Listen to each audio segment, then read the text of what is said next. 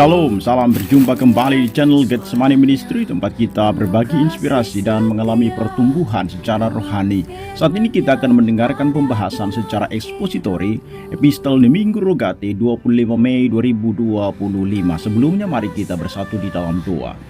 Firman-Mu adalah pelita bagi kaki kami dan yang menerangi seluruh kehidupan kami. Oleh karena itu Tuhan, kami rindu supaya Engkau mengajari kami dengan Roh Kudus-Mu untuk mengerti kebenaran firman-Mu dan melakukannya di dalam hidup kami. Dalam Kristus Yesus kami berdoa. Amin. Firman Tuhan bagi kita di Minggu Rogate ini adalah dari Kisah Para Rasul pasal yang ke-16 ayat yang ke-19 sampai dengan ayat yang ke-34. Demikian firman Tuhan. Ketika tuan-tuan perempuan itu melihat bahwa harapan mereka akan mendapat penghasilan lenyap, mereka menangkap Paulus dan Silas lalu menyeret mereka ke pasar untuk menghadap penguasa. Setelah mereka membawa keduanya menghadap pembesar-pembesar kota itu, berkatalah mereka, katanya, orang-orang ini mengacau kota kita ini karena mereka orang Yahudi, dan mereka mengajarkan ada istiadat yang kita sebagai orang Rom tidak boleh menerimanya atau menurutinya. Juga orang banyak bangkit menentang mereka. Lalu pembesar-pembesar kota itu menyuruh mengoyakkan pakaian dari tubuh mereka dan mendera mereka. Setelah mereka berkali-kali didera, mereka dilemparkan ke dalam penjara. Kepala penjara diperintahkan untuk menjaga mereka dengan sungguh-sungguh. Sesuai dengan perintah itu, kepala penjara memasukkan mereka ke ruang penjara yang paling tengah dan membelenggu kaki mereka dalam pasungan yang kuat. Tetapi kira-kira tengah malam, Paulus dan Silas berdoa dan menyanyikan puji-pujian kepada Allah, dan orang-orang hukuman lain mendengarkan mereka. Kan tetapi terjadilah gempa bumi yang hebat sehingga sendi-sendi penjara itu goyah, dan seketika itu juga terbukalah semua pintu dan terlepaslah belenggu mereka semua. Ketika kepala penjara itu terjaga dari tidurnya dan melihat pintu-pintu penjara terbuka, ia menghunus pedangnya hendak membunuh diri karena ia menyangka bahwa orang-orang hukuman itu telah melarikan diri. Tetapi Paulus berseru dengan suara nyaring, katanya, "Jangan celakakan dirimu sebab kami semuanya masih ada di sini." Kepala penjara itu menyuruh membawa suluh, lalu berlari masuk dan dengan gemetar tersungkurlah ia di depan Paulus dan Silas. Ia mengantarkan mereka keluar sambil berkata, "Tuan, Tuan, apakah yang harus aku perbuat supaya aku selamat?" Jawab mereka, "Percayalah kepada Tuhan Yesus Kristus dan engkau akan selamat, engkau dan seisi rumahmu." Lalu mereka memberitakan firman Tuhan kepadanya dan kepada semua orang yang ada di rumahnya. Pada jam itu juga kepala penjara itu membawa mereka dan membasuh bilur mereka, sehingga seketika itu juga ia dan keluarganya memberi diri dibaptis.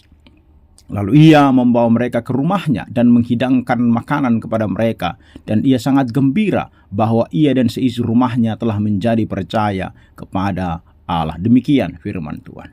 Saudara-saudara yang kekasih dalam nama Tuhan Yesus Kristus, hari ini adalah Minggu Rogate, dan di mana kita diajak merenungkan kuasa dan pentingnya doa dalam kehidupan iman kita. Dalam bacaan kita dari Kisah Para Rasul pasal 16 ini, kita akan melihat bagaimana doa dan iman Paulus serta Silas di tengah penderitaan kemudian membawa keselamatan bagi mereka. Tidak hanya bagi mereka sebenarnya, tetapi juga bagi orang-orang di sekitar mereka. Kisah ini adalah bukti nyata bahwa Tuhan bekerja lewat doa dan iman, bahkan dalam situasi yang tampak tanpa harapan. Mari kita perhatikan apa yang menjadi pelajaran topik khotbah bagi kita dari teks ini. Yang pertama adalah penderitaan yang dialami oleh Paulus dan Silas, ayat yang ke-19 sampai dengan ayat yang ke-24. Bapak Ibu Saudara, kisah ini dimulai dengan penderitaan yang dialami oleh Paulus dan Silas di Filipi. Mereka ditangkap karena mengusir roh jahat dari seorang budak perempuan yang menyebabkan kerugian finansial bagi tuan-tuan budak tersebut. Akhirnya mereka dituduh, dipukuli, didera, dipenjarakan tanpa proses hukum yang adil. Bahkan mereka dibelenggu di dalam penjara yang paling dalam dan kaki terikat pada tongkat kayu. Ayat yang ke-24. Saudara, penderitaan ini bukanlah sesuatu yang asing sesungguhnya bagi kita. Mungkin kita tidak dipenjara secara fisik, tetapi kita bisa mengalami penjara dalam hidup kita. Entah itu kesulitan keuangan, konflik keluarga, atau tekanan dalam pekerjaan. Paulus dan Silas menghadapi ketidakadilan dan penderitaan fisik yang berat, namun mereka tidak membiarkan situasi itu menguasai hati mereka. Jadi penderitaan yang dialami oleh Paulus dan Silas sesungguhnya adalah tanda bahwa orang-orang percaya bisa saja mengalami peristiwa-peristiwa seperti itu, tetapi belajar daripada Paulus dan Silas mereka tidak membiarkan situasi itu menguasai hati mereka. Seharusnya kita juga pun seperti itu, bahwa penderitaan pergumulan yang kita hadapi di dalam kehidupan kita jangan sampai kemudian itu menguasai hati kita sehingga kita tidak bisa maju untuk melakukan kehendak Tuhan di dalam kehidupan kita. Yang kedua, ayat yang ke-25 sampai dengan ayat yang ke-26, kita melihat doa dan iman yang mengubah situasi. Di tengah kegelapan penjara pada tengah malam, Paulus dan Silas melakukan sesuatu yang luar biasa. Di ayat 25 itu disebutkan bahwa mereka berdoa dan menyanyikan puji-pujian kepada Allah. Mereka tidak mengeluh, mereka tidak menyalahkan Tuhan, tetapi mereka memilih satu hal yang bermanfaat bagi mereka, yaitu berdoa dan memuji Tuhan. Saudara, ini adalah respon iman yang sangat luar biasa.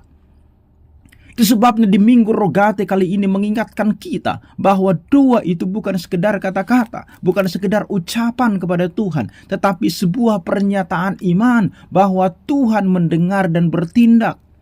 Doa mereka diiringi dengan nyanyian pujian yang menunjukkan hati yang tetap percaya pada kebaikan Tuhan meski dalam penderitaan.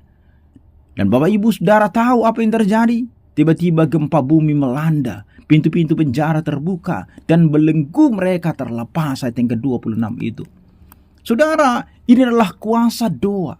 Doa yang lahir dari iman mampu menggoncang penjara di dalam hidup Paulus dan Silas. Dan doa yang lahir dari iman kita akan mampu menggoncang penjara apa yang hari ini ada dalam hidup kita.